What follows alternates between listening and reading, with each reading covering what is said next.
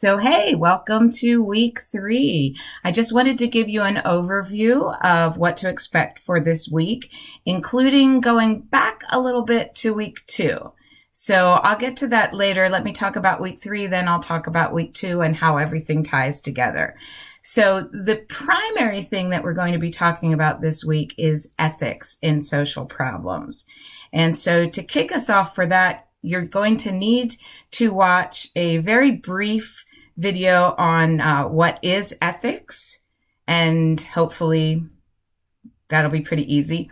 Then there's also Sandel's lecture, and you will need to know the terms because you'll need those for your discussion for ethics and social problems that's due Thursday. So you're going to need to make sure that you watch those lectures sooner rather than later.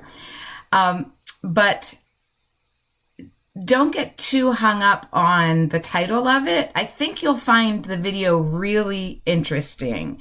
And you have the choice between either watching it on video or reading the transcript. And it is just the first 24 minutes. So you'll have to make sure that you know where that ends if you're going to be reading the transcript.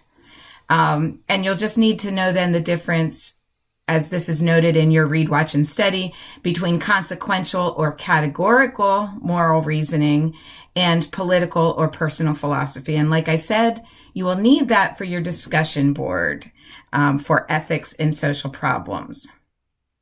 You're also going to watch a recap of the story of Les Miserables, which is a play from the 18th century or 19th century, I'm not sure which, by Victor Hugo. It was a novel, and then it was created into a stage show, which was then turned into a movie. So maybe you're familiar with that, but I do encourage you to watch the recap, even if you are familiar with it, because you're going to need that for your debate that needs to begin by Thursday. So you'll also need to watch that Les Mis article.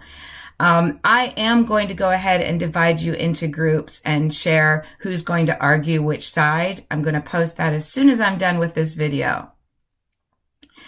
You will also need the social problems text, chapter 2, poverty.